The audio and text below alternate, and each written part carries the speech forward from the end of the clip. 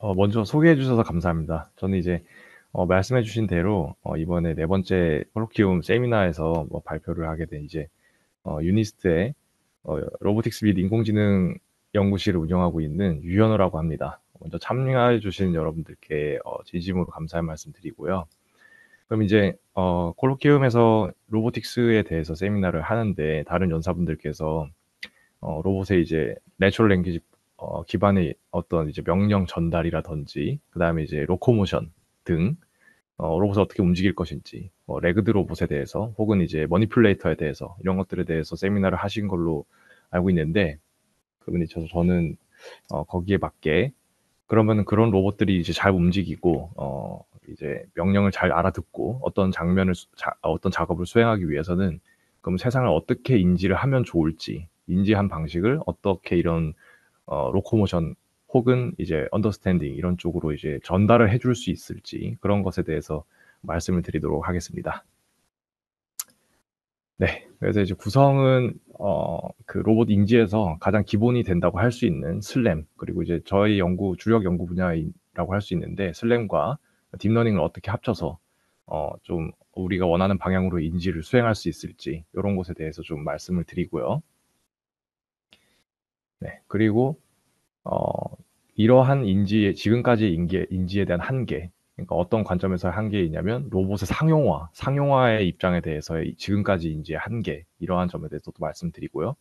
그다음에 이제 이러한 인지를 실제로 우리가 이제 다음 태스크를 위한 모빌리티라든지 로코모션 혹은 이제 사람과의 휴먼 로봇 인터랙션이라든지 이런 걸 위해서 인지를 어떤 방향으로 발전시켜야 하는지에 대해서 간략히 말씀드리고 결론을 내도록 하겠습니다. 네, 먼저 이제 여러분들이 익숙하신 딥러닝, AI와 슬램의 관계에 대해서 어떠한 연구가 진행되었고 저는 어떤 연구를 했는지 간략하게 말씀드리겠습니다. 먼저 비디오를 보시겠습니다. 보시면 이제 테슬라 테슬라에서도 최근에 이제 그 자동차 사업뿐만 아니라 미국의 이제 로보틱스를 하시는 휴머노이드 로봇뿐만 아니라 많은 로보틱스를 하시는 분들을 모아서 "이런 로봇을 제작하고 싶다." 이렇게 팀을 구성해서 자문도 받고 이런 걸 하고 있다. 이렇게 알고 있습니다. 그래서 지금 보시면 이제 휴머노이드 로봇이 얼추 갖춰져서 많이 연구가 되고 있는 걸 보실 수가 있겠죠. 그리고 또 이것은 메타, 구 페이스북이죠. 페이스북에서 진행하고 있는 연구 중에 하나인데 모두 최근입니다. 올해 중반 이런 연구들인데 여기서도 보시면 아시겠지만 레그드 로봇을 사용해서 머니플레이터를 장착하고 어떻게 환경에 돌아다니고 환경에서 인지해서 어떤 태스크를 어떻게 수행하는지 대해서 굉장히 이제 심도 있게 연구를 좀 하고 있다는 것을 아실 수가 있습니다. 네, 여기서도 마찬가지로 앞서 연구한 것에 대해서 버드 아이 뷰 위에서 본 지도의 입장에서 설명을 하고 있는 것인데요. 이렇게 이제 패스 플래닝을 하고 어떤 태스크를 수행하는지에 대해서 좀 이제 관심을 있게 연구를 하고 있다. 네, 이렇게 말씀드릴 수 있겠습니다. 그래서 이러한 연구가 진행되고 있고요. 비슷하게 관련 연구와 이제 좀 비슷한 연구가 또 있는데 사람이 얘기를 하는 것을 그러면 어떻게 전달이 명령으로 스무스하게 변환이 돼서 태스크를 무난하게 수행할 수 있을지, 이제는 이제 로봇이 어떤 태스크를 공간에 대해서 수행하는 것뿐만 아니라 그 태스크를 어떻게 구체화시켜서 로봇에게 전달을 해서 명령화할 수 있는지, 이거에 대해서도 좀 이제 관심을 가지고 기업들 수준에서 연구를 굉장히 활발하게 하고 있다. 네, 이런 동향이 이렇게 흘러가고 있다. 이렇게 이해하시면 될 것 같습니다. 네. 그래서 이제 보시는 것처럼 로봇에게 대해서 이제 현재 AI 기술이 이제 많이 따라왔고 그다음에 컨트롤 기술도 제어 기술도 많이 개발이 돼 왔기 때문에 모든 기술이 합쳐져서 지금 이제 챗GPT도 나왔기 때문에 라지 랭귀지 모델도 쉽게 다룰 수 있는 세대가 되었죠. 그래서 많은 기술들이 거의 이제 어느 정점에 이르렀기 때문에 기업 입장에서도 이것이 이제 '실제로 서비스가 될 것 같다. 실제로 구현이 가능할 것 같다.' 이렇게 생각하고 있는 것 같습니다. 그래서 아마 실제로 개발을 해서 상용화를 하기 위해서 아마 이제 전초 작업, 이제 '준비를 많이 하고 있다.' 이렇게 생각이 듭니다. 그러한 의미에서 사실 이제 제일 이제 주목을 많이 받게 되는 게 인지 파트라고 할 수가 있는데요. 왜냐하면 이제 인지를 어떻게 하느냐에 따라서 사실은 명령을 어떻게 내려야 되고 어떤 태스크를 수행할 수 있고 어떻게 컨트롤을 할 수 있고 어떻게 제어를 할 수 있고 이런 것들이 상당히 많이 바뀌게 됩니다.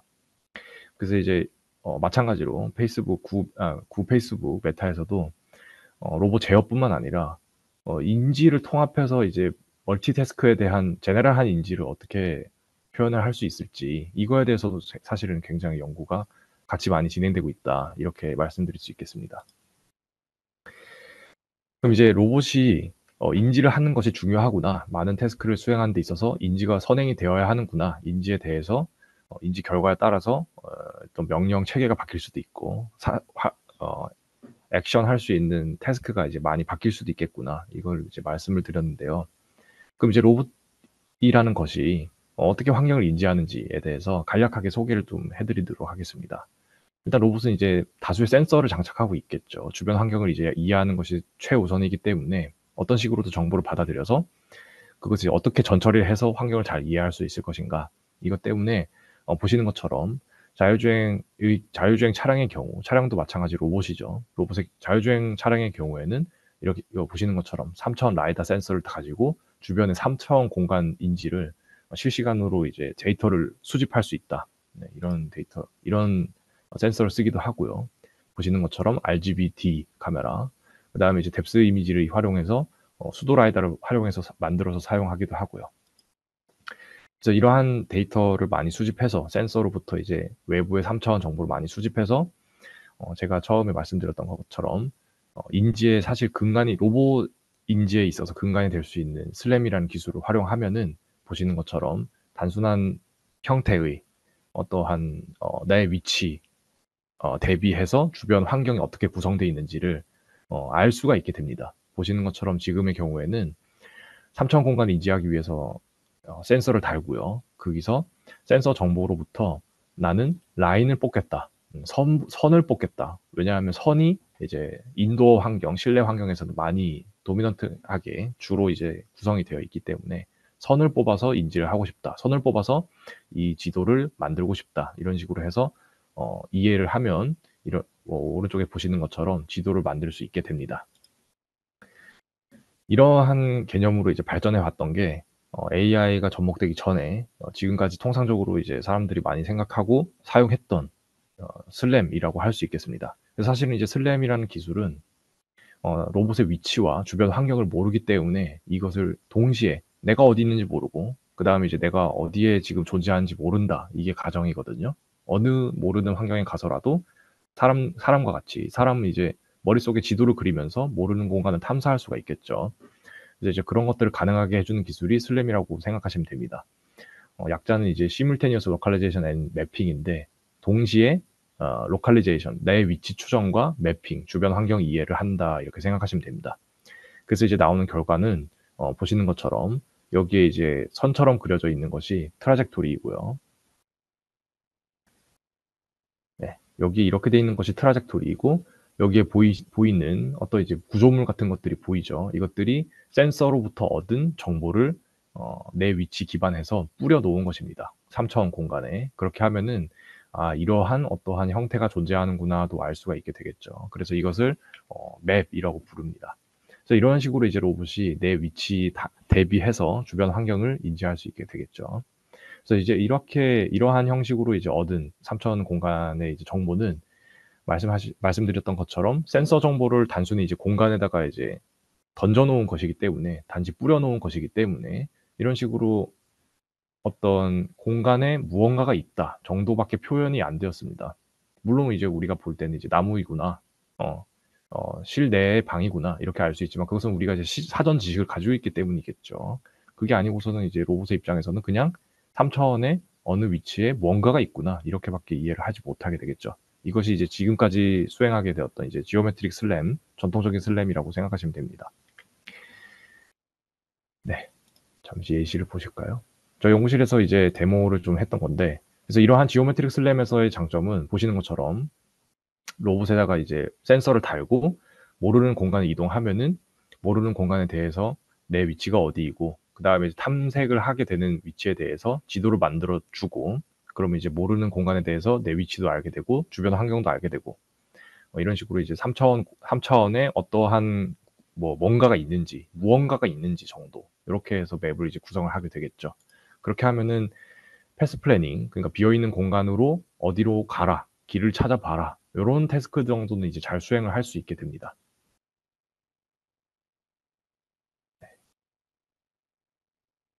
그리고 이제 여기에 더해서 잠시만요. 네.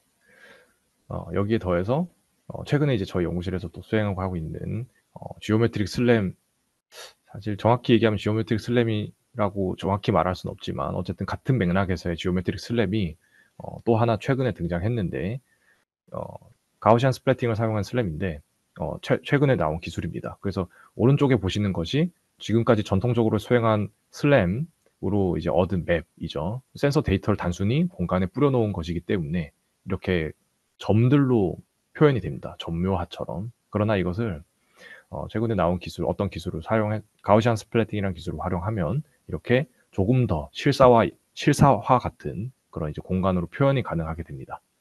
그래서 현재 이제 지오메트릭 기반의 슬램은 이 정도로 발전했다 생각하시면 됩니다. 그러나 이제 AI 기법이 등장하고 사람들이 이제 로봇이 사람 수준의 이제 이해를 수행하고 사람 수준의 어떤 태스크를 수행하는 것을 바라게 됨으로써 방금 전에 보여드렸던 그런 지오메트릭 기반의 슬램, 여기만 가지고는 한계가 오게 됩니다. 다시 말해서 이제 지오메트릭 슬램, 다시 말해서 그냥 지오메트릭 언더스탠딩, 주변에 무엇가 있다, 이런 정도로는 더 이상 이제 고차원의 태스크를 수행하기가 좀 힘들게 되겠죠. 다행히도 이제 AI 기법, 컴퓨터 비전 기법이 발달함에 따라서 보시는 것처럼 실시간으로 수행할 수 있는 3차원 물체 디텍션, 뭐 2D 물체 디텍션, 사람 포즈, 휴먼 포즈 디텍션, 이런 것들 기술이 많이 나왔기 때문에 이런 것들을 적용해서 로봇이 어떤 물체가 있구나, 내 위치가 어디고 주변에 3차원 무언가가 있구나를 넘어서서 이 무언가가 어떤 부분이 어떤 물체구나, 그리고 내가 올라가는 이것이 계단이구나, 사람이 정의해 놓은, 사람이 계단이라고 부르는 그것이구나, 이런 것까지 알게 되면은 좀 더 고차원적인 태스크를 수행하는데, 명령을 전달할 때도 고차원적으로 전달한 명령에 대해서 깔끔하게 수행을 할 수 있게 되겠죠. 다시 말해서 사람이 인지하는 방향 그대로 사람은 명령을 내리기 때문에 로봇도 3차원 환경을 인지할 때 그 수준에 맞게 고차원적으로 인지해야 할 필요성이 생겼다, 이렇게 생각하시면 되겠습니다.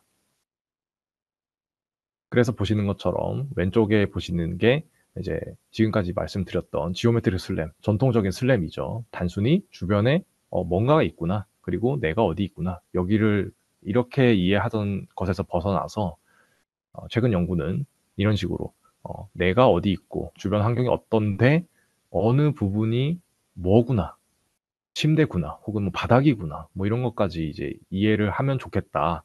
이런 쪽으로 기술이 개발되고 있다, 이렇게 보시면 되겠습니다. 그래서 3차원 물체, 그래서 이제 사람이 생각하는 고차원적인 이해를 로봇이 이해하는 3차원 지도에 매핑을 하고 싶다. 이런 목적으로 개발되고 있다. 기술이 뻗어나고 가고 있다, 이렇게 생각하면 되시겠고요. 그렇게 했을 때 이제 많이 타겟으로 잡는 것이, 처음에는 현재도 마찬가지지만 인도어 실내에 대해서는 벽이라든지 바닥, 이런 게 중요하겠죠. 길, 이런 것들이 될 수 있으니까요. 혹은 물체, 어떤 의자, 책상, 뭐 이런 것들을 목적을 두고 로봇이 좀 더 추가적으로 깊은 인지를 할 수 있으면 좋겠다, 이런 식으로 이제 개발이 수행되고 있습니다. 뭐 다양한 이슈가 있는데 여기서는 넘어가도록 하겠습니다. 그래서 결과적으로는 앞에서 보셨던 것처럼 단순히 로봇의 움직이는 경로, 내가 어디 있었구나, 어디를 갔구나, 이러한 길 경로를 제시하고 주변에 어떤 3차원 뭔가가 있구나, 이걸 넘어서서 여기에 자동차가 있더라, 여기에 어떠한 자동차가 있더라, 여기에 벽이 있더라, 여기에 문이 있더라, 이런 식으로 좀 더 고차원적인 인지를 지도에다가 투영할 수 있게 되었다, 이렇게 생각하시면 되겠습니다. 이것이 중요하게 된 이유가 자율주행 때문에 더욱더 그렇겠죠. 보시는 것처럼 전통적인 슬램을 그냥 수행하게 되면 보시는 것처럼 3차원 어떠한 것이 존재한다, 이 정도로밖에 지도를 생성할 수 없기 때문에 무엇을 피해야 하는지 명확하지가 않습니다. 무엇을 따라가야 되는지, 뭐가 길인지, 뭐가 벽인지. 그래서 이제 이런 것들을 명확하게 하기 위해서 말씀드렸던 것처럼 AI 기반 혹은 컴퓨터 비전에서 개발된 물체인지, 3차원 물체인지 같은 기술을 도입해서 어, 기존의 슬랭 기법과 결합하여서 이러한 다양한 것들을 수행할 수 있게 되었다 생각하시면 되겠습니다. 이제 제가 주력으로 하는 연구도 어떻게 하면 두 가지를 합칠 수 있을까? 그리고 제가 자세히는 말씀드리지 않았지만 기존의 인공지능 기법은 단순히 '이것이 자동차구나.' 여기서 끝나게 되는데 로보틱스 입장에서 사실 그렇지가 않거든요. 이것이 자동차인데 아까 봤던 자동차이냐 아니냐 그걸 넘어서서 내가 어떤 물체를 계속 관측하고 있는데 잘못 관측할 수 있는 상황이 분명히 오게 되거든요. 로보틱스 입장에서는 더더욱 그렇습니다. 온라인으로 이제 실시간으로 움직이고 있는 AI 서비스 그 객체이기 때문에 인지가 실패할 확률도 분명히 존재하고요. 그렇기 때문에 이런 슬랭 기법을 통해서 실시간으로 인지하고 있는 물체에 대해서 자신의 이제 잘못된 인지를 수정할 수도 있어야 되거든요. 그래서 이제 제가 했던 연구를 아주 간략하게 말씀드리면 생성 모델을 사용해서 확률적으로 접근해서 주변 환경 인지 그리고 연속적인 물체 인지에 대한 수정 이런 것들을 수행하였다 이렇게 생각하시면 되겠습니다. 그래서 결과적으로는 이제 자율주행 알고리즘에 대해서 단순히 내 위치가 어디다 뿐만을 넘어서 지도에 자동차가 어디에 뭐가 존재하는구나. 여기에 이제 사람까지 학습을 하면 '사람이 지나가는구나.' 이렇게도 되겠죠. 이런 식으로 고차원적인 인지를 할 수 있게 되었다. 이렇게 생각하시면 되겠습니다. 네. 이것이 이제 제가 했던 연구의 설명인데 딥러닝 생성 모델, 딥러닝을 활용한 생성 모델을 활용하여서 물체 인지를 슬램에 좀 더 적합하게 바꿨다. 간단하게 이렇게 말씀드릴 수 있겠습니다. 제가 이제 자꾸 연속적인 물체 인지를 수정하는 것이 중요하다. 물체를 계속해서 인지하면서 그것을 그냥 딥러닝이 주는 대로 믿는 게 아니라 슬램 매핑을 하는데 지도를 작성하는 데 있어서 연속적인 인지를 누적시켜서 이것이 정말 자동차가 맞는지 확인하는 과정이 중요하다 말씀을 드렸는데요. 그게 중요한 이유가 보시다시피 불확실성 때문에 그렇습니다. 인공지능 서비스에 있어서 이제 불확실성은 사실은 컴퓨터 비전이나 기존 AI 기법에서는 크게 부각이 되지 않는데 보시는 것처럼 사진 한 장이 있어요. 그래서 이제 사람들이 휴대폰으로 서비스를 받습니다. 여기에 말을 찾아줘. 혹은 내 얼굴을 찾아줘. 그럼 이제 사람들이 이제 내 얼굴을 찾는데 내 얼굴을 못 찾거나 지금처럼 말이 아닌데 말이라고 하거나 사실 크게 대수롭게 넘기지는 않습니다. '아 이게 아니구나.' 아니니까 물어보기도 하죠. 그럼 수정을 해 주면 됩니다, 저희가. 왜냐하면은 이러한 서비스가 가능한 이유가 애초에 AI 서비스라는 것이 사람을 어시스트 그러니까 이제 보조하기 위해서 이제 서비스가 시작이 되었기 때문인데 로보틱스에서 가장 큰 다른 점은 실제로 수행하는 주체가 로봇이고 판단하는 주체도 결국 로봇으로 끝나기 때문에 이러한 어떤 인지 실패가 사실 굉장히 민감한 사항으로 다가오게 됩니다. 예를 들어서 보시는 것처럼 여기 오른쪽에 보이는 자동차 인지 시스템을 보시면은 자동차가 이렇게 있을 때는 인지를 하지만 조금 가려져 있다거나 미리 학습한 것과 좀 다른 경우에는 인지가 실패가 되게 됩니다. 이걸 이제 비디오에서 그 순간순간으로 보면은 인지 실패가 일어나서 '이걸 어떻게 하나.' 하겠지만은 로봇 입장에서 실시간으로 동작하는 로봇 입장에서 보면 계속해서 그 환경을 보고 있기 때문에 이전에 내가 추정했던 자동차라는 정보를 어떻게 통합하거나 평균을 내거나 뭔가 보정을 해줄 수가 있겠죠. 네, 이런 작업을 할 때 필요한 기술이 이제 슬램이 되겠고 이 슬램으로 이제 주변 환경을 명확하게 이해하기 위해서 필요한 것이 이러한 수정 기법이기 때문에 두 개가 뮤추얼하게 적용된다 이렇게 생각하시면 되겠습니다. 그래서 이러한 기법들을 정말 깊게 따져봐야 된다. 피할 수 없다. 왜 그러냐 이렇게 말씀을 하시면은 왜 이걸 그렇게까지 고민을 해야 되는 거냐 하시면은 로봇은 그냥 단순한 이제 컴퓨터 비전, 이미지 기반 혹은 뭐 비디오 기반의 서비스와 다르게 실제 동작을 하고 보시는 것처럼 인지 실패가 사고로 이어질 수 있기 때문에 그렇습니다. 그래서 이제 단순히 지도를 만들어서 그냥 주변 환경을 3 차원으로 인지한 다음에 '아 저게 뭐구나. 아니구나. 내가 잘못 인지했구나. 다시 인지해 보니깐 저게 아니었구나.' 이렇게 해서 넘어갈 문제가 아니라는 거죠. 반드시 인지를 성공을 해야 되고 그렇기 위해서는 연속되어서 진행된 인지를 합칠 필요가 있겠죠. 예. 그걸 수행하기 위해서 슬랭 기법과 이제 수정된 인공지능 기법이 결합되어야 된다. 그래서 그런 연구를 수행하였다고 말씀드릴 수 있겠습니다. 네, 예시이기 때문에 넘어가겠습니다. 이것도 예시이기 때문에 넘어가겠습니다. 자, 그럼 지금까지 이제 슬랭 기법이 뭐고 3차원 인지가 무엇이고 지금까지 이제 그 단순한 3차원 인지를 넘어서 왜 고차원적인 인지를 로봇 인지에 탑재를 하려고 하는지 말씀을 드렸습니다. 그러면 이제 지금은 지금 두 번째 챕터에서는 고차원적인 인지, 지금까지 고차원 인지를 잘 해왔지만 이것의 이제 한계점에 대해서 좀 간단하게 또 말씀을 드리겠습니다. 어떠한 한계가 있고 앞으로는 또 어떠한 방향으로 나가야 될지 이거에 대해서 말씀을 좀 드리겠습니다.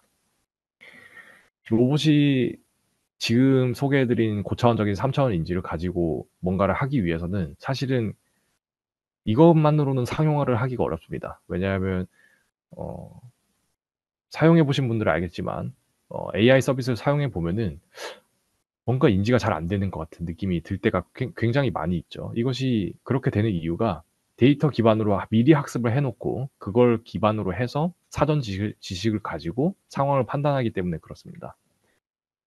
근데 이제 로봇은 사실 그렇지가 않아서 로봇은 사실 그걸 뛰어넘어야 되는 상황에 직면을 해 있는 거죠. 왜냐하면은 이미지를 사용한 서비스이다 이러면은 이미지라는 데이터 형식이 굉장히 한정돼 있습니다. 평면 이미지이다. 혹은 뭐 고양이 사진이다. 뭐 이런 식으로 고양이 얼굴이 사진에 등장한다든지 고양이가 사진에 등장한다든지 이렇게 2차원 이미지라는 이제 좀 정형화된 어떤 그런 데이터 타입 이런 게 정해져 있죠. 그러나 이제 로봇은 실시간으로 어떤 모르는 공간도 탐사를 해야 되고 알 수 없는 포즈로 환경을 보기도 하고 이런 식으로 많이 동작을 하기 때문에 환경에 대해서 정말 다이나믹한 어떤 변수들이 많이 존재합니다. 그래서 이것을 해결하고 뛰어넘으려면 궁극적으로는 로봇이 환경에 적응을 해야 됩니다.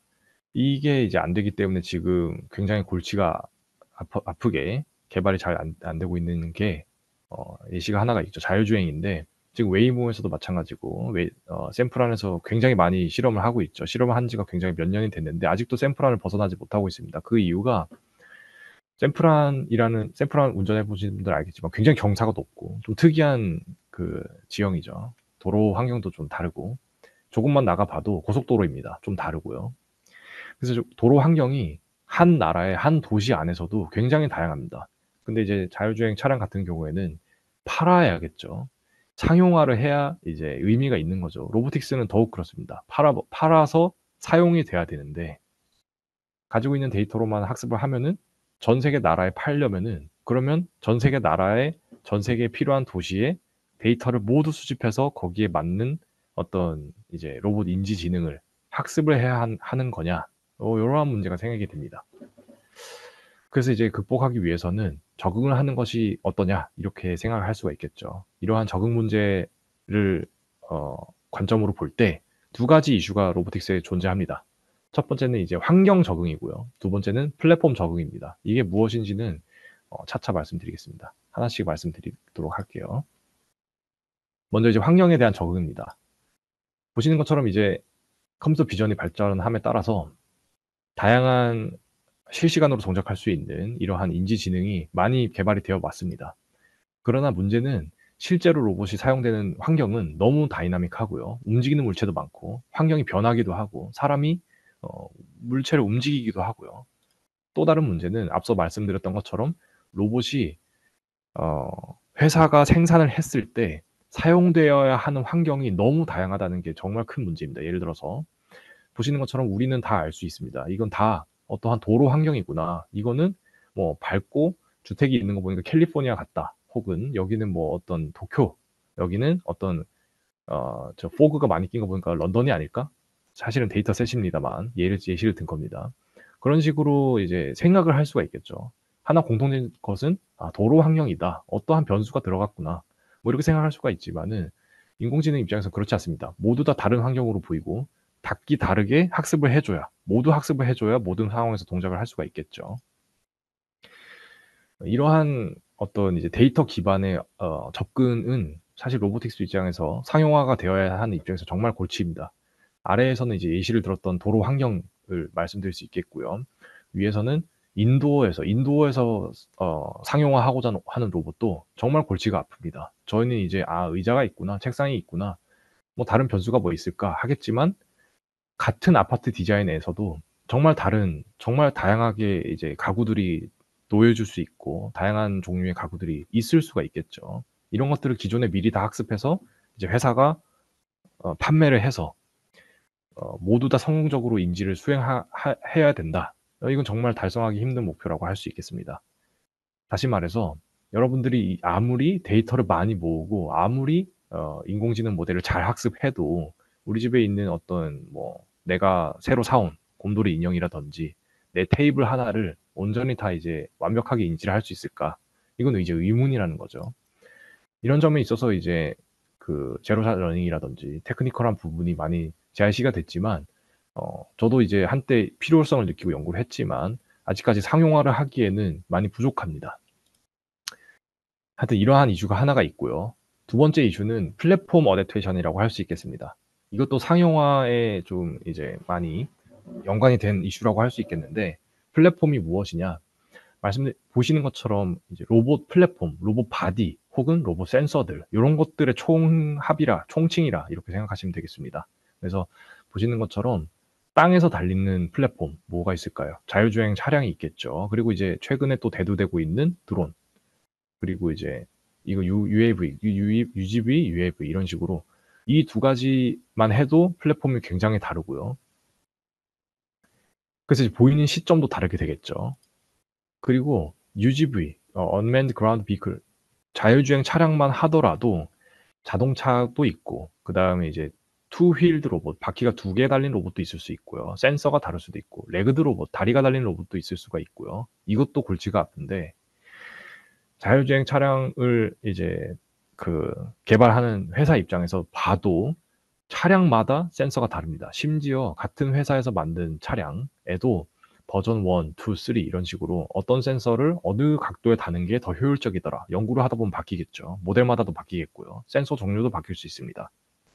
이렇게 되면 기껏해서 어떤 도시에 대해서 데이터를 다 모아놨다. 예를 들어서 카메라 데이터를 모아놨다. 학습을 하기 위해서 모았다. 힘들게 모았다. 해도 갑자기 자동차 모델이 바뀌거나 자동차가 센서를 다른 걸 더 쓰게 되거나 카메라를 하나 더 얹고 싶다고 하게 되면 데이터를 다시 다 모으고 다시 학습을 다 해야 됩니다. 정말 끔찍한 일이겠죠. 사실 이제 시장 원리 수지타산에 정말 안 맞는 그런 일이라고 할 수가 있겠습니다. 하드웨어 개발도 힘들고 버거운데 여기에 맞는 소프트웨어 개발뿐만 아니라 데이터도 다시 수집해야 된다. 정말 큰 일이 아닐 수가 없죠. 그럼 이것을 어떻게 극복할 수 있을까? 로보틱스의 이제 인지를 이제 연구를 하는 입장에서 저희는 사실 이미 강력한 툴을 하나 가지고 있습니다. 슬램이죠. 지오메트릭 슬램이죠. 기존에 전통적으로 사용하였던 3차원의 무어가 있다. 이런 식으로 인지하였던 그러한 슬램 기법이 있습니다. 이걸 이용을 하면은 로봇이 기존의 AI 기법이라든지 컴퓨터 비전 기법과는 다르게 로봇과 기존의 컴퓨터 비전 AI 기법과 가장 큰 차이점은 로봇은 움직일 수가 있다는 거죠. 모르는 환경에 갔다고 가정을 해봅시다. 그러면 여길 모르겠다. 무언가가 인지가 안 될 수도 있다. 그러면 실제로 지금처럼 움직이면서 내 위치 기반 3차원 어떤 형태의 지도를 작성을 하면 됩니다. 그렇게 해서 이 부분에 무언가를 학습을 하고 싶다라고 한다면 이 부분에 이제 3차원 정보를 맵으로 만들었기 때문에 이 부분에 대해서 학습을 해주면 되겠죠. 다시 말해서 그 위치에 대해서 지도를 만들고 그 위치, 내가 활용되어야 하는 장소에 대해서 특정 부분을 가져와서 요거는 내가 더 확실하게 인지를 해야겠다. 판단이 든다면 그걸 학습을 해주면 됩니다. 다시 말해서 모르는 장소에 가서 어떤 물체에 대해서 인지가 실패한다 하더라도 이게 물체 같거나 혹은 내가 이 장소를 돌아다니면서 태스크를 수행해 보니 이 지점은 알고 있어야겠구나 이런 생각이 든다면 이미 3차원 지도를 가지고 있기 때문에 3차원 어떤 형태를 가지고 있기 때문에 요 3차원 형태를 뭔진 모르지만 이해하고 있으면 됩니다. 그럼 그 형태가 다른 데 옮겨졌거나 다른 데 존재하거나 우리 집의 다른 부분으로 옮겨갔다 해도 다시 보면 다시 인지를 할 수가 있겠죠. 네. 이건 개념도이고 이런 식으로 하면은 다른 부분에서 본 그 물체에 대해서도 인지를 할 수 있다. 이렇게 생각하시면 되겠습니다. 그래서 이제 이런 식으로 인지를 하는 데 있어서 사실은 말씀을 정확히 들으진 않았지만 또 다른 한계점이 있습니다. 예를 들어서 이전 슬라이드에 보셨던 것처럼 3차원 물체의 형태를 가지고 와도 3차원 물체의 형태가 제가 말씀드렸던 것처럼 센서 데이터를 그냥 뿌려놓은 형태이기 때문에 이런 식으로 표현이 됩니다. 다시 말해서 만약에 언맨드 그라운드 비클 지상에 있는 로봇이 어떤 이러한 것을 관측을 한다면 당연히 위쪽은 본 적이 없기 때문에 이런 식으로 표현이 될 수밖에 없습니다. 이런 식으로 인지를 하는 것은 저희가 원하지를 않죠. 속이 다 꽉 차 있고 좀 더 컨티니어스 연속적으로 이어져 있는 어떠한 물체다 이렇게 인지를 하기를 원하는 것이지 이런 식으로 센서를 그냥 흩뿌려 놓은 정도로 요런 식으로 인지를 하는 걸 원하는 건 아니니까요.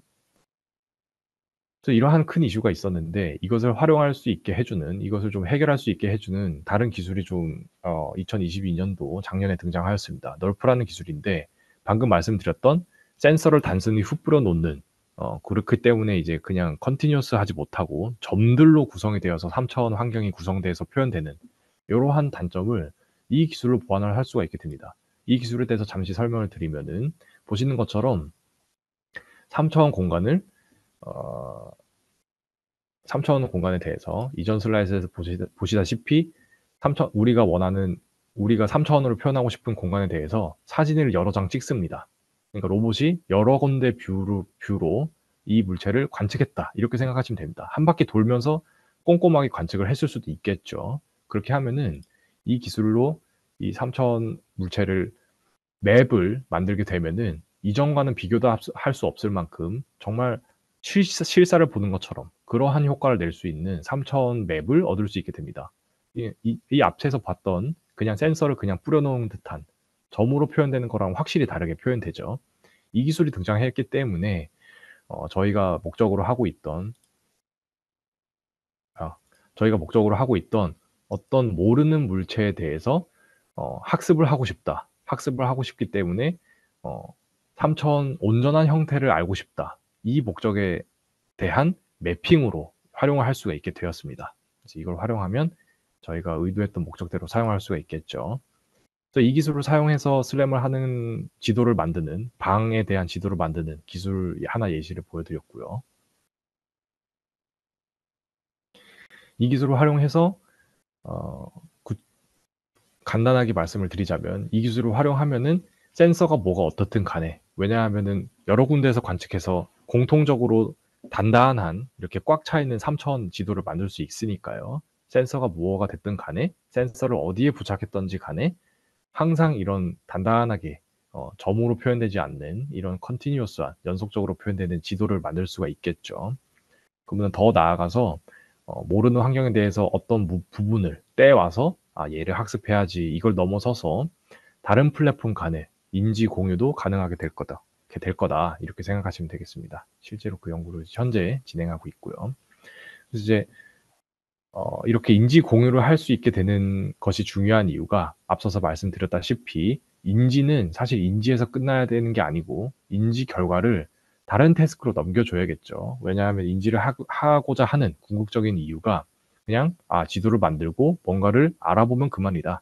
지도가 예쁘게 나오면 그만이다.' 이게 아니라 지도를 알아봤으면 어딜 가야겠죠. 명령을 내려야겠죠. 가서 물건을 집을 수가 있어야겠죠. 그러면 앞서서 보여드렸던 예시처럼 레그드 로봇, 다리로 걷는 로봇이 보는 세상과 그다음에 다리로 걷는 로봇 위에 달린 팔에 달린 카메라가 보는 세상이 같은 형식으로 표현이 되면 다리로 걷는 로봇이 표현한 지도를 손으로 짚는 로봇이 그대로 사용해서 별다른 수정을 갖추지 않고 물건을 집을 수가 있게 되겠죠.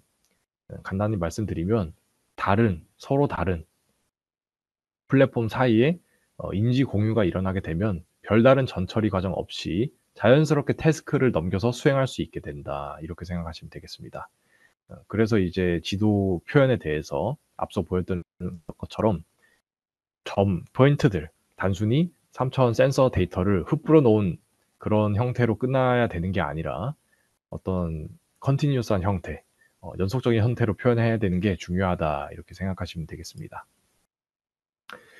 또 이거를 정리해서 말씀드리면 로봇이 기존의 지오메트릭 슬램 기법과 그다음에 현재 등장한 뉴럴 레디언트 필드 널프라는 기술을 합치면은 모르는 장소에 가서도 널프라는 기술을 통해서 굉장히 디테일한 3차원 맵을 얻을 수가 있게 되겠고요. 그러면 어떤 디테일한 3차원 맵에 대해서 이 부분은 내가 이 환경에서 동작하고 있기 때문에 이 부분은 내가 외우고 있어야겠다. 그런 부분들을 따로 추출을 해낼 수가 있겠죠. 그럼 그런 부분들에 대해서 그, 그 환경에서 실시간으로 학습을 하게 되면 그러면 미리 방대한 양의 데이터로 학습을 많이 해두지 않아도 그 환경에 특화돼서 어떤 이제 물체, 어떤 장소, 어떤 환경을 이해할 수 있게 되겠다. 이렇게 말씀드릴 수가 있겠습니다.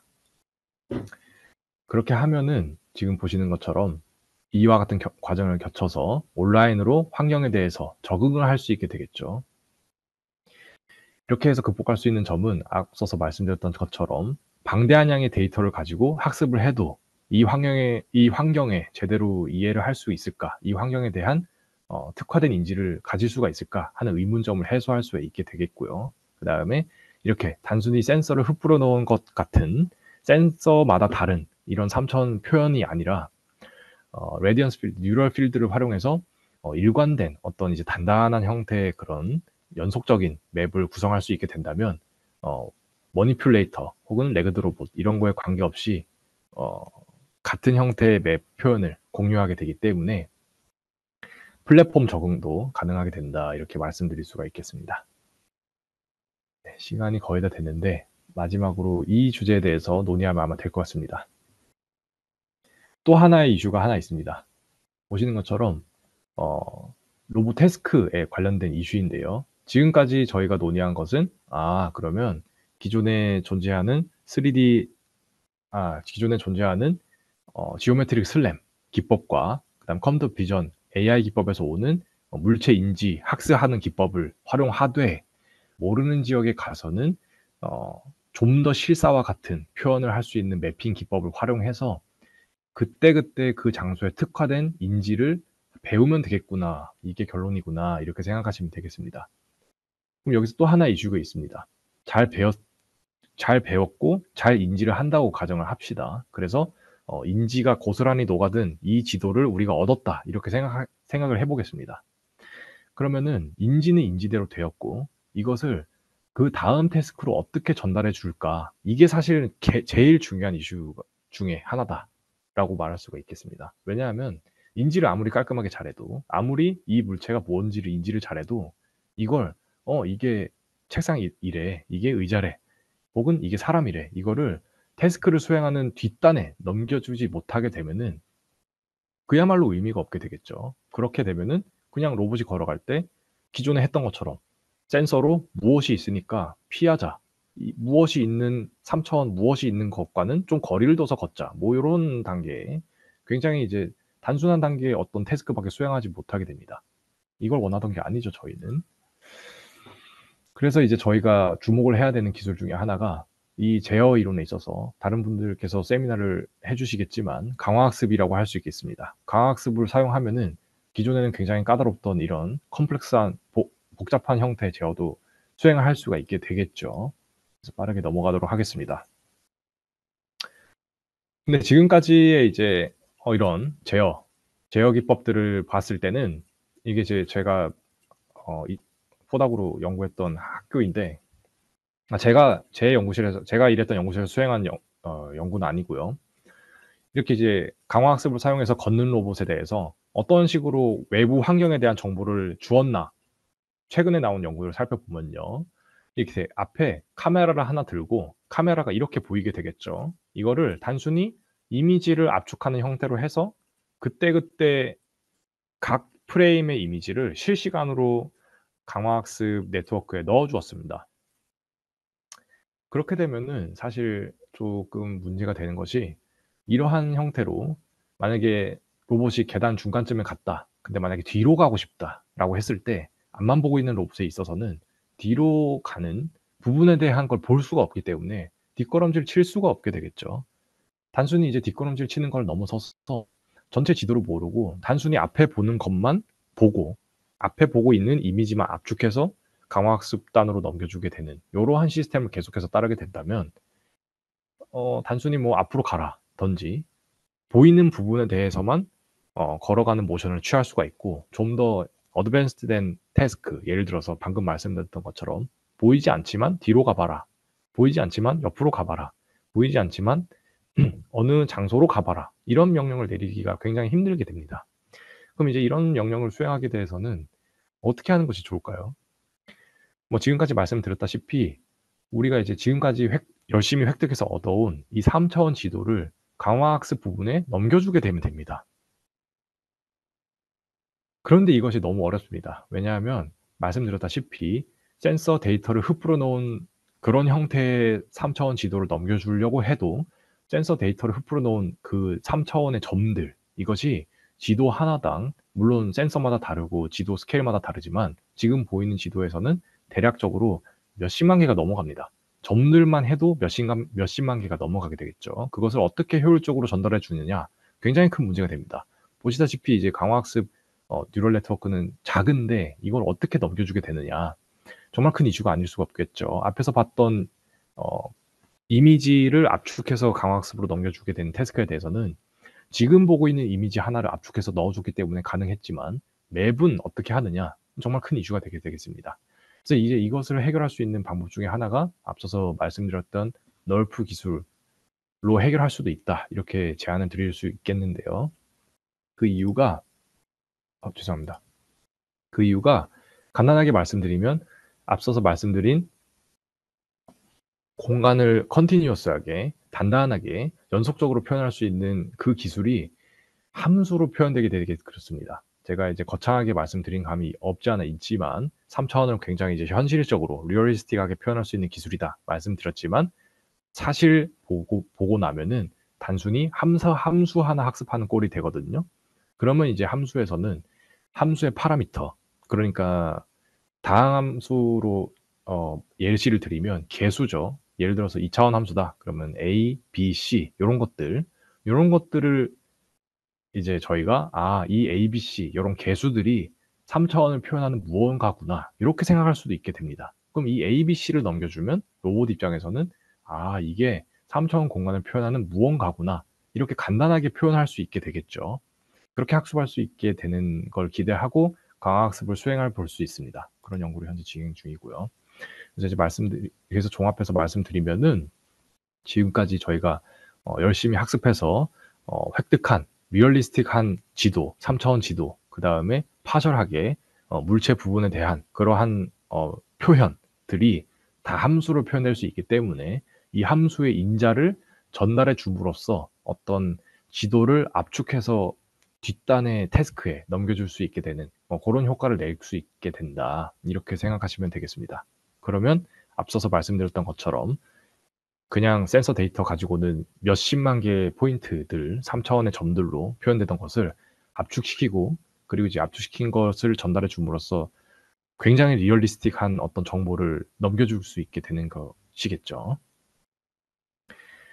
이런 식으로 하면은 저희가 지금까지 고민했던 문제들, 어떻게 환경에 적응하는 지도를 만들 것이냐, 어떻게 환경에 적응할 것이냐, 그리고 환경에 적응해서 슬램으로 얻은 이 지도를 어떻게 다른 태스크로 넘겨줄 것이냐, 이런 것에 대해서 좀 해결해 볼 수 있는 방안이 되지 않을까, 이렇게 생각할 수 있습니다. 네, 결론입니다. 그래서 이제 지금까지 말씀드렸던 것이 3 차원으로 이제 학습을 하는 건 좋은데 3 차원으로 지도를 만드는 건 좋은데 지금은 방향이 AI 기법을 이용한 좀 더 고차원적인 3 차원 지도, 고차원적인 3 차원 인지를 하는 것이 많이 연구가 되었다. 이렇게 말씀을 드릴 수 있고요. 그리고 또 앞으로 나아가야 될 방향은 3 차원 인지를 고차원적으로 하는 건 좋다. 그런데 이제 상용화가 돼야 되지 않겠냐. 로봇이든 자율주행 차량이든 서비스 로봇이든 상용화가 너무 어렵다. 주변 환경, 사용하고자 하는 환경에 대해서 변수가 너무 많다. 어떻게 극복할 것이냐. 여기에 대해서는 현재 굉장히 리얼리스틱하게 표현할 수 있는 지도 생성 기술이 보급이 되었고 개발이 되었고 현재도 되고 있죠. 그리고 온라인으로 모르는 부분에 대해서 학습할 수 있는 기술도 현재 굉장히 많이 개발이 되고 있거든요. 이런 것들을 종합하면 모르는 환경에 대해서 그 환경에 특화된 인지를 가지는 로봇을 얻을 수 있다, 이렇게 정리를 해 드릴 수가 있겠습니다. 그리고 이를 좀 더 확장하면 그렇게 얻은 환경 인지를 압축해서 다른 태스크에 전달을 하면 그 인지를 바탕으로 다양한 태스크를 수행할 수 있는 모바일 로봇 행동 제어도 수행할 수 있지 않을까, 이렇게 생각할 수 있겠습니다. 그래서 이를 활용하면은 좀 더 확장된 이야기이긴 하지만 네, 너무 길어질 것 같아서 좀 더 확장된 이야기이긴 하지만은 지도를 만들어 주고 태스크를 수행함으로써 '아 뭔가를 잘 수행했다.' 여기서만 끝나는 것이 아니라 한 번만 더 확장해 보면은 로봇이 수행하는 바디, 로봇이 수행하는 이런 하드웨어도 역설계를 할 수 있지 않을까 하고 생각해 볼 수 있습니다. 지금까지는 이제 로봇이 인지하는 결과가 고정돼 있고 이 고정된 인지 결과를 가지고 고정된 액션을 수행하고 이 고정된 액션은 고정된 하드웨어를 통해서 학습을 했죠.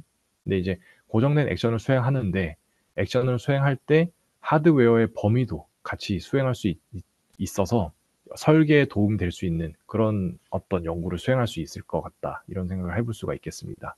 이것을 역설계라고 부르는데 이것에 대해서는 좀 다음에 또 시간 관계상 기회가 되면 또 설명드리도록 하겠습니다. 네, 제 세미나 발표는 여기까지입니다. 경청해 주셔서 감사합니다.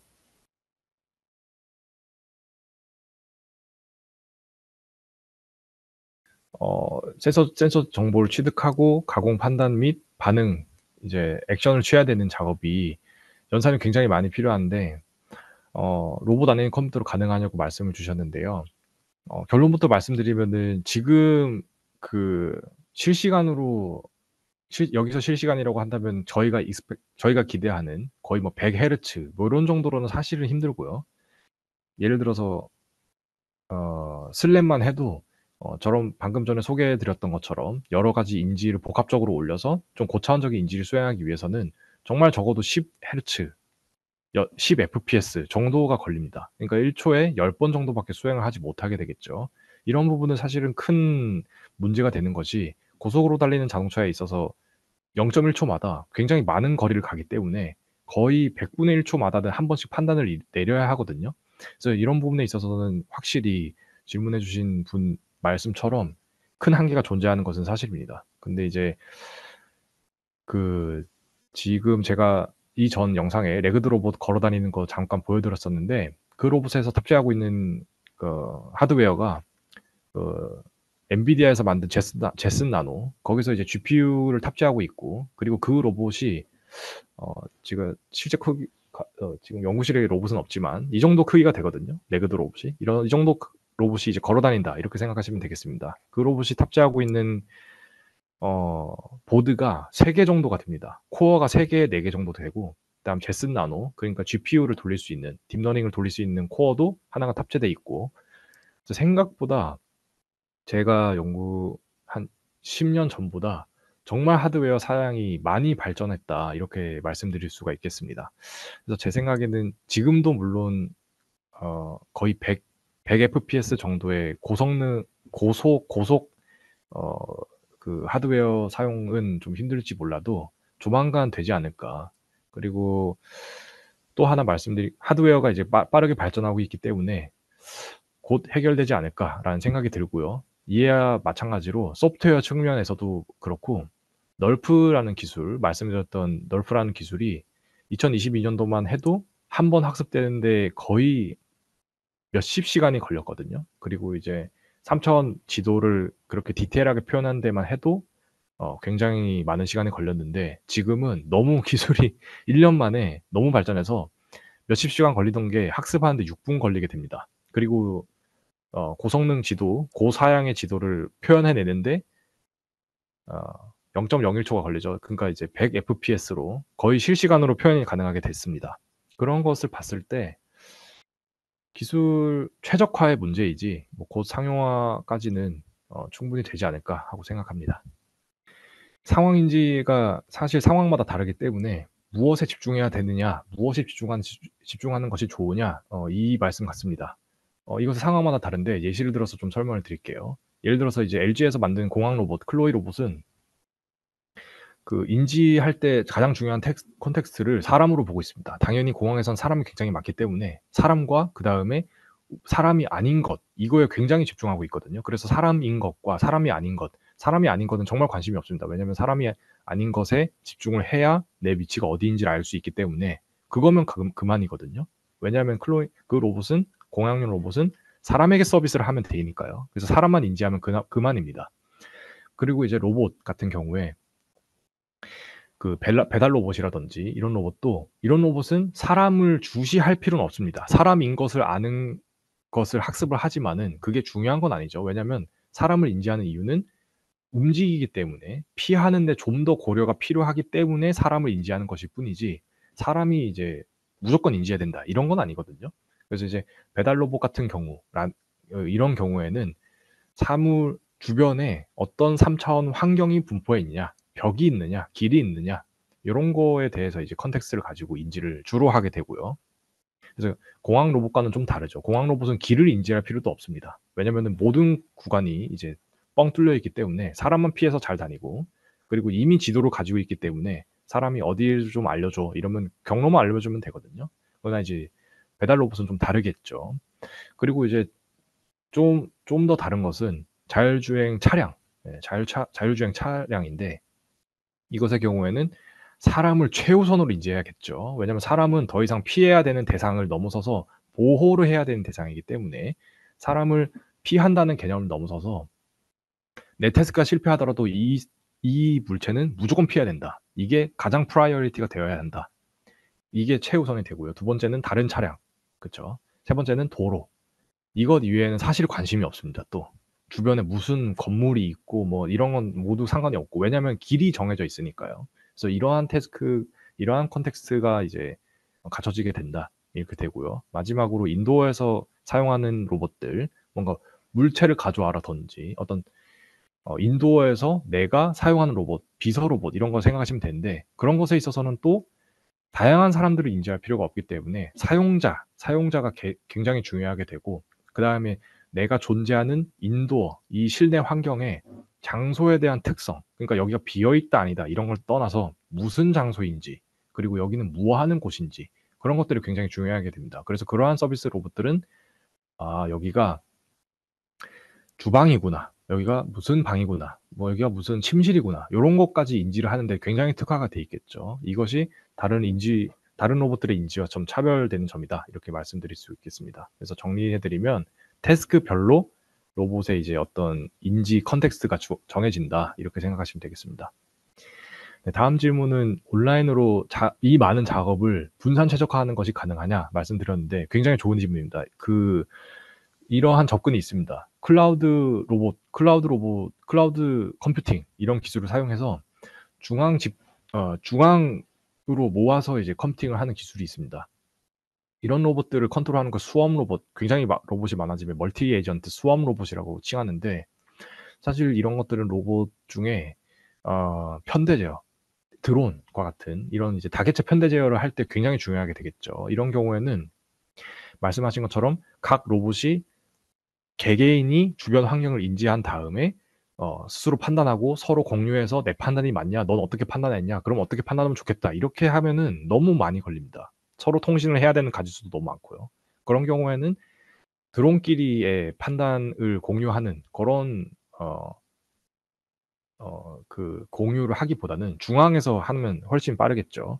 그리고 질문해 주신 요점처럼 로봇이 한 대가 수행해야 되는 인지 그다음에 이제 3 차원 재구성 그다음에 뭐 새로운 것 학습 그다음에 뭐 판단 이것도 온라인으로 수행하려는 연구가 상당히 많이 진행되고 있습니다. 저도 최근에 진행했던 연구 중에 하나가 있는데 말씀하신 것처럼 작은 로봇, 모바일 로봇에 대해서는 컴퓨팅 파워가 너무 딸리기 때문에 이것을 그러면 얘가 다 계산할 필요 없이 클라우드에 인지한 데이터를 올려주고 큰 서버에서 계산을 해서 주면 어떠냐.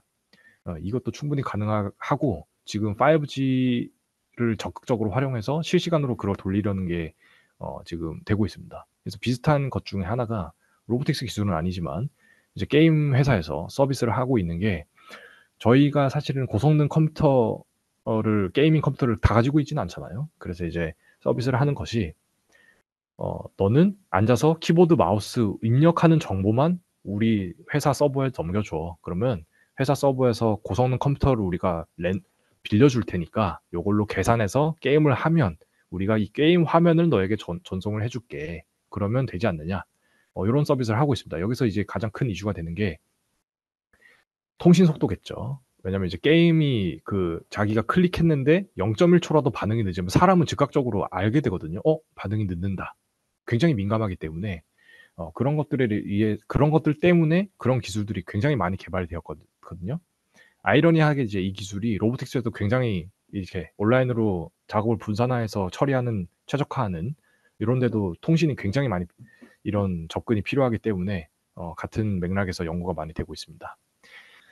제가 관련해서 표준화가 돼야 된다 주장한 적이 있었는데 아쉽게도 아직 일단은 결론부터 말씀드리면 세계 표준화는 되고 있지 않고요. 저도 개인적으로 굉장히 필요하다고 생각하고 있습니다. 왜냐면은 아시다시피 휴대폰, 아이폰에 대해서 iOS 거의 표준화처럼 됐죠. 시장을 장악했기 때문에. 그래서 iOS가 오퍼레이팅 시스템이 iOS, 그다음에 이제 저희 안드로이드 이렇게 두 체제가 됐고 구글이 안드로이드를 먼저 배포함으로써 이제 움직일 수가 없는 상황이 되었죠. 저도 이제 그런 상황을 굉장히 우려해서 지금 이제 인지를 이렇게까지 다양한 로봇들에 대해서 하려고 하고 있고 로봇 플랫폼이 바뀜에 따라서 인지가 너무 다양해지니까 너무 힘들다. 이런 게 벌써 체감이 되고 있는데 센서 일반화를 하려는 움직임이 무조건 있을 거라고 생각을 하거든요. 그래서 저는 이제 먼저 해야 된다 얘기를 했는데 아직 그게 우리나라에서 절실하게 느끼고 있지 않는지 일단 관련된 연구는 저도 진행하려고 합니다. 그래서 답변을 드리면 아직까지 세계 표준화는 되고 있지 않다. 그래서 어떻게든 선점을 해야 된다. 우리나라에서 선점을 무조건 해야 될 거라고 생각한다. 이게 답변입니다. 사실 제가 이제 아직도 저도 많이 배워야 되기 때문에 많이 모르는 상태에서 좀 횡설수설하게 전달하는 감이 없지 않아 있는데 그래도 관심 있으신 많은 분들이 이렇게 들어주시고 질문도 제가 생각하고 있던 뭔가 핵심을 찌르는 질문들을 같이 공유해 주시는 것 같아서 좀 너무 좋다고 생각합니다. 그래서 이런 분들이 같이 있어서 앞으로 저희가 생각하는 방향대로 좀 대한민국의 좀 로봇 분야를 좀 발전할 수 있는 그런 계기가 되었으면 좋겠습니다. 그리고 이런 세미나를 개최해 주셔서 정말 감사드립니다.